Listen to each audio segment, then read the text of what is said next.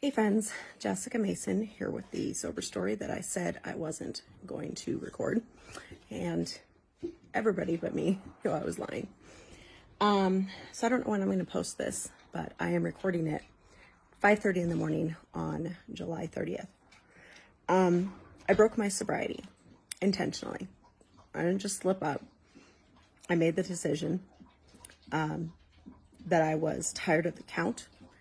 I was frankly tired of putting all of my efforts into being this person that others needed me to be to love me.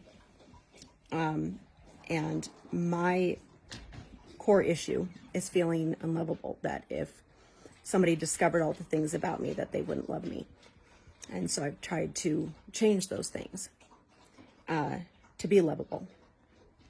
And just like that missing piece story that I read the other day, it doesn't matter what you change about yourself. Somebody's not going to love you. And it might be somebody you love. Might be four somebodies you love at once. And I got tired of feeling unloved while working so hard to be lovable. And I really resented my sobriety. I resented that I had put 5 years into something and was still being treated the same by people who were supposed to love me unconditionally. So I broke it. Like I said, it was an intentional decision. I decided ahead of time. I recorded that video saying I was done with Sober Story before I drank, knowing I was going to drink. And I didn't get drunk. I didn't have any interest in it. It wasn't that I had chosen not to, just, but I was supposed to fly out this morning to Nashville, and I decided to fly out tomorrow instead because I didn't want to be alone in a hotel. I'm staying in a different hotel than everyone. Alone in a hotel room, in a city by myself. I didn't want to set myself up to have the mentality of, well, I'm starting over anyway. And talking this through, with people close to me, the sober time thing is bullshit. It just is. It's like the concept of virginity, that a woman's worth can be changed by something a man does to her. I think that's crap too. And I think the idea that my sober count is starting over right now because of an hour out of my day yesterday, I don't buy it. I had fully accepted it. I had fully accepted that today would be day one, and I was fine with that. That was even the whole point. But now that I'm here, this isn't fucking day one. This is just another day. That was just another day. And I think that we need to reframe how we look at sober time, because I think the idea of constant sobriety is a double-edged sword.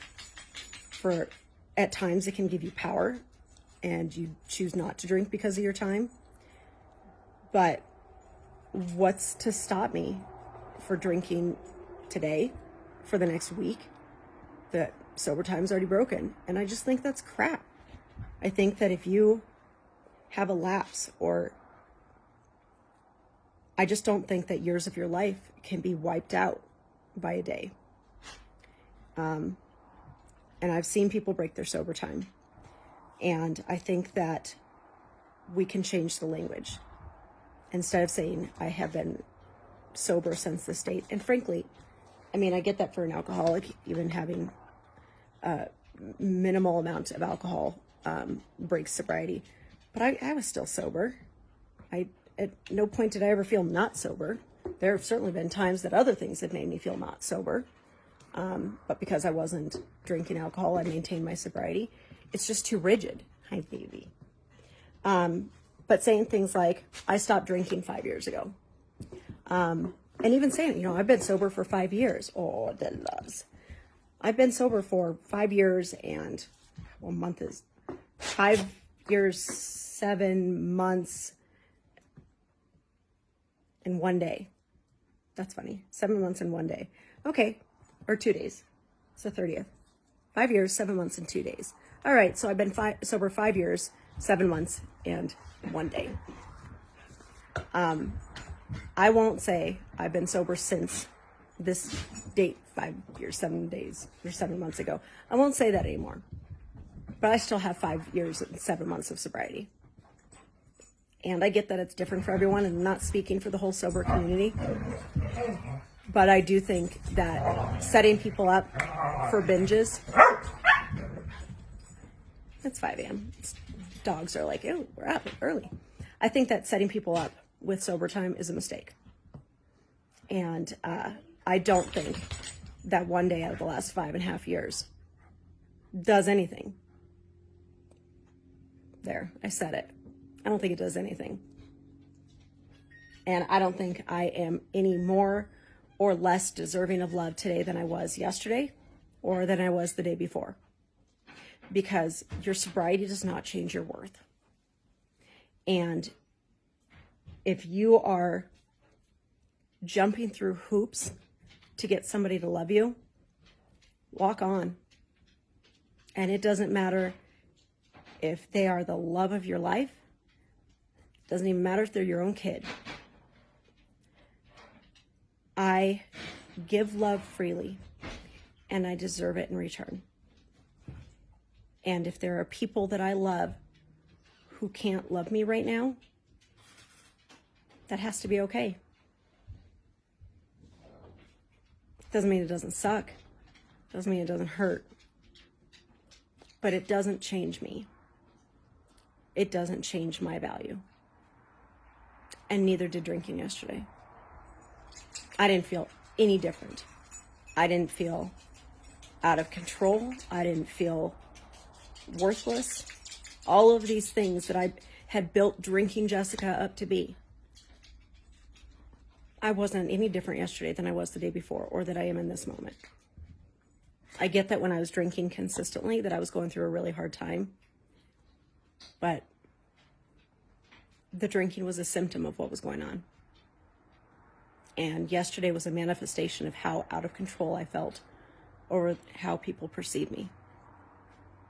That people very close to me right now have a low opinion of me.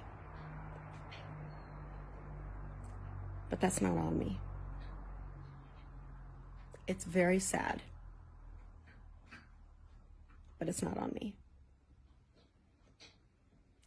Somebody once told me about dieting. You know, when you eat something crappy at the beginning of the day and you're like, wow, I've already blown it for the day. Somebody said, if you drop your phone on the floor, do you step on it because it's already there?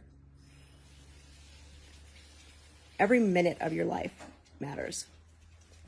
And deciding to make more bad decisions because you made one doesn't make any sense. And I think that the sober time counter encourages that. It sets that up. I'm just as sober today as I was the day before. There's no inherent change in me. I thought there would be. There's not. So I don't know when you're going to see this video. I don't know when I'm going to be ready to share about this stuff. But if you've lapsed, your sobriety is your own. You know, don't misrepresent yourself. But you know what you mean. You know your story. And you're the only person it matters to. Because honestly, if your sober count is for someone else, it's a ticking time bomb. You cannot stay sober for other people forever. Not without being resentful. I'll tell you that. Because I was resenting the hell out of my time. To have people say horrible things to me while I was 5 years sober, like, they don't see me. And if they don't see me sober, they just don't see me. And that's not on me. That's what I got.